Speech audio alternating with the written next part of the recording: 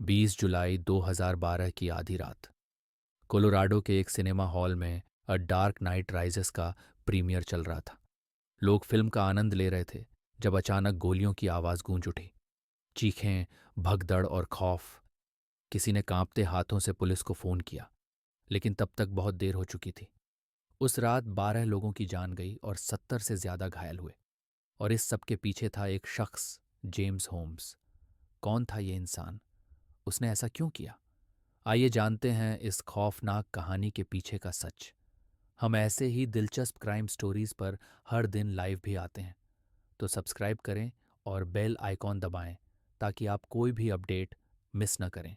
James Holmes का पूरा नाम जेम्स ईगन होम्स है। वह 13 दिसंबर 1987 को सैन डिएगो, कैलिफोर्निया, अमेरिका में पैदा हुआ। होम्स का बचपन एक सामान्य मध्यम वर्गीय परिवार में बीता। उसके पिता रॉबर्ट होम्स एक सॉफ्टवेयर इंजीनियर थे और माँ अर्लिन होम्स एक नर्स। जेम्स होम्स का शैक्षिक रिकॉर्ड शुरू से ही काफ़ी अच्छा था। होम्स ने वेस्टव्यू हाई स्कूल से स्नातक किया और विज्ञान और गणित में गहरी रुचि दिखाई। इसके बाद उसने यूनिवर्सिटी ऑफ कैलिफोर्निया, रिवरसाइड, यूसीआर से न्यूरोसाइंस में डिग्री प्राप्त की, जहां उसे कई बार सम्मानित भी किया गया। होम्स एक होनहार छात्र माना जाता था और उसने अपने भविष्य को लेकर बड़े लक्ष्य तय किए थे।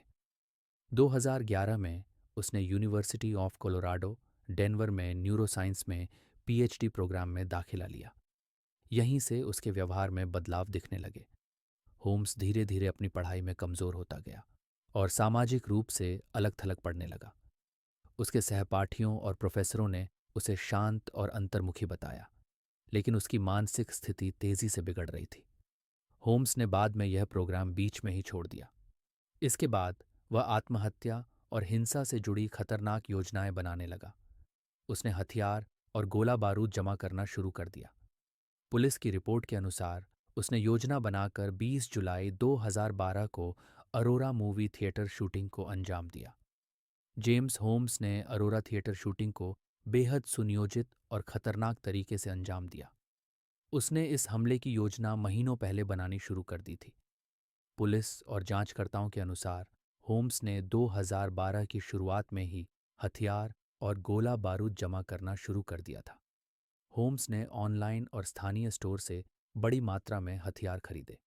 उसने स्मिथ एंड वेसन M&P15 राइफल, रिमिंगटन 770 शॉटगन और ग्लॉक 10 पिस्तौल जैसे खतरनाक हथियारों का संग्रह किया।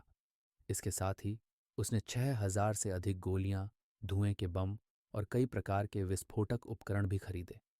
उसने अपने अपार्टमेंट में इन्हें छुपाकर रखा और उन्हें तैयार करना शुरू किया। शूटिंग से पहले होम्स ने अपने अपार्टमेंट को एक खतरनाक विस्फोटक जाल में तब्दील कर दिया।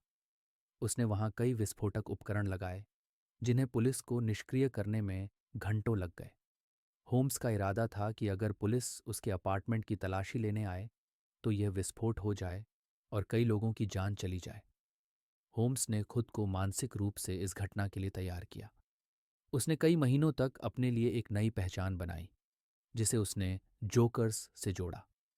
वह जोकर्स से इतना प्रभावित था कि उसने अपने बाल नारंगी रंग में रंग ली। माना जाता है कि उसने बैटमैन सीरीज के इस खलनायक से प्रेरणा ली थी। 20 जुलाई 2012 को होम्स ने सेंचुरी 16 थिएटर में अ डार्क नाइट राइजेस के मिडनाइट शो को चुना। वह थिएटर में पीछे के दरवाजे से घुसा, पूरी तरह हथियारों से लैस होकर। उसने gas mask, bullet proof jacket और हेलमेट पहना हुआ था। उसने पहले थिएटर के अंदर धुएं के बम फेंके ताकि भगदड़ मच सके और फिर अंधाधुंध फायरिंग शुरू कर दी। होम्स ने टिकट खरीदकर थिएटर में प्रवेश किया था और अंदर जाकर कुछ देर तक फिल्म देखी। उसने अपने बाल नारंगी रंग में रंगे हुए थे और वह एक जोकर जैसे दिखने की कोशिश कर रहा था। थोड़ी देर बाद वह चुपचाप थिएटर के आपातकालीन दरवाजे से बाहर निकला और दरवाज़ा थोड़ा खुला छोड़ दिया ताकि वह दोबारा अंदर आ सके। थिएटर के बाहर होम्स ने अपनी गाड़ी में से हथियार और सुरक्षा उपकरण उठाए। उसने एक gas mask, bullet proof jacket, helmet और दस्ताने पहने। वह पूरी तरह से हमले के लिए तैयार था। इसके बाद वह उसी आपातकालीन दरवाजे से वापस थिएटर के अंदर घुसा। होम्स जैसे ही थिएटर में दाखिल हुआ, उसने सबसे पहले थिएटर के अंदर गैस कनस्तर फेंके। इस गैस से पूरे हॉल में धुआं भर गया, जिससे लोगों को सांस लेने में दिक्कत होने लगी और चारों तरफ अफरा तफरी मच गई। धुआं फैलते ही उसने अपनी रिमिंगटन 870 शॉटगन से अंधाधुंध फायरिंग शुरू कर दी। पहली कतार के लोग तुरंत होम्स के निशाने पर आ गए। लोग घबराकर अपनी जान बचाने के लिए भागने लगे, लेकिन थिएटर की कुर्सियों और तंग जगह की वजह से भगदड़ मच गई। इसके बाद उसने स्मिथ एंड वेसन M&P15 राइफल निकाली और बिना रुके फायरिंग करता रहा।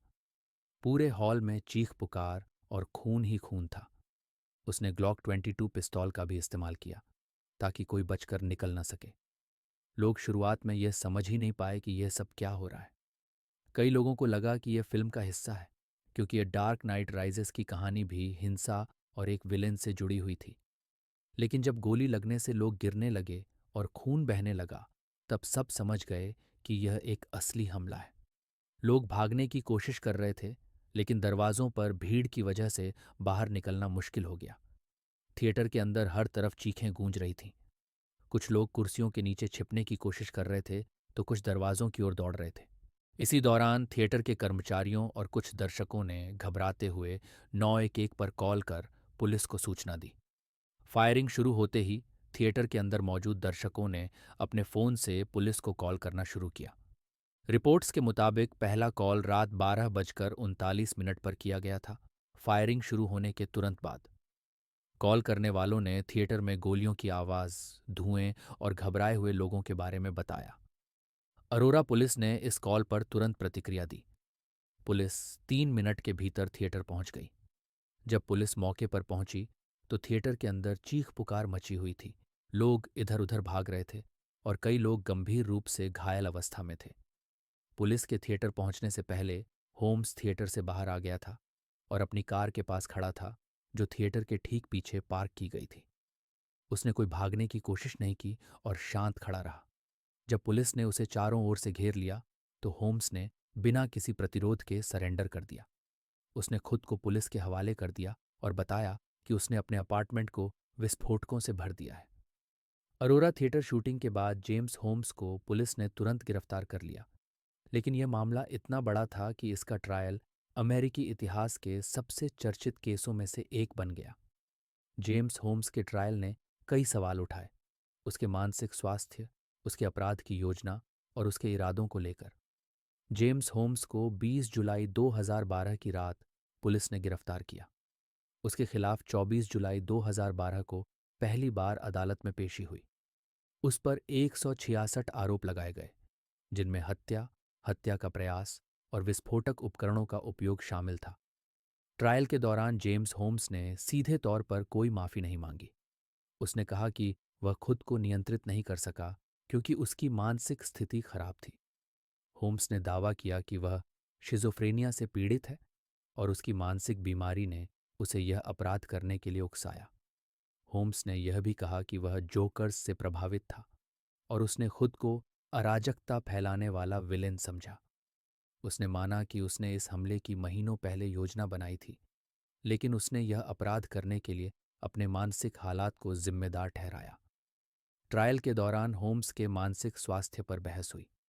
उसकी रक्षा टीम ने तर्क दिया कि वह मानसिक रूप से बीमार है और उसे फांसी की सजा नहीं दी जानी चाहिए। उन्होंने बताया कि वह मतिभ्रम और आवाज़ें सुनने जैसी मानसिक समस्याओं से जूझ रहा था। हालांकि अभियोजन पक्ष ने इसे खारिज कर दिया और कहा कि होम्स ने इस हमले की बारीकी से योजना बनाई थी। उन्होंने तर्क दिया कि उसने हथियार खरीदे, विस्फोटक तैयार किए और हमले के लिए एक ऐसी जगह चुनी जहां ज्यादा से ज्यादा लोग मारे जा सकें। यह सब दिखाता है कि वह पूरी तरह होश में था। जेम्स होम्स के खिलाफ अदालत का फैसला 27 जुलाई 2015 को आया। 12 जूरी सदस्यों ने सर्वसम्मति से उसे दोषी ठहराया। हालांकि उसकी मानसिक बीमारी के तर्क को देखते हुए जूरी फांसी की सजा पर सहमत नहीं हो सकी। इसके बजाय अदालत ने उसे मृत्युदंड के बजाय आजीवन कारावास की सजा सुनाई। जेम्स होम्स को बिना पैरोल के 12 बार आजीवन कारावास और 3,318 साल की अतिरिक्त सजा दी गई। जब उससे पूछा गया कि उसने ऐसा क्यों किया, तो होम्स ने कहा कि वह खुद को सुपर विलेन जैसा महसूस करता था। उसने यह भी कहा कि उसे दूसरों की जान लेने का जुनून था। हालांकि उसकी बातों ने ज्यादा सहानुभूति नहीं बटोरी, क्योंकि उसने निर्दोष लोगों की जान ली थी। होम्स को एक विशेष उच्च सुरक्षा वाली जेल में रखा गया है, जहां उसे बाकी कैदियों से अलग थलग रखा गया है, ताकि कोई उस पर हमला न कर सके। जेम्स होम्स का जीवन अब हमेशा के लिए जेल की चारदीवारी में सिमट कर रह गया है। लेकिन उसकी कहानी हमें एक महत्वपूर्ण सबक देती है। मानसिक स्वास्थ्य को नज़रअंदाज करना और खतरनाक हथियारों तक पहुंच होना समाज में कितना विनाशकारी साबित हो सकता है। अगर आपको यह वीडियो जानकारीपूर्ण लगा हो और आप ऐसी और कहानियां सुनना चाहते हैं, तो हमारे चैनल को सब्सक्राइब करें, वीडियो को लाइक करें और अपने दोस्तों के साथ शेयर करें, ताकि और लोग भी इस घटना के बारे में जान सकें। नीचे कमेंट करके बताएं कि आप अगला वीडियो किस पर देखना चाहते हैं। धन्यवाद और अगले वीडियो में फिर मिलते हैं।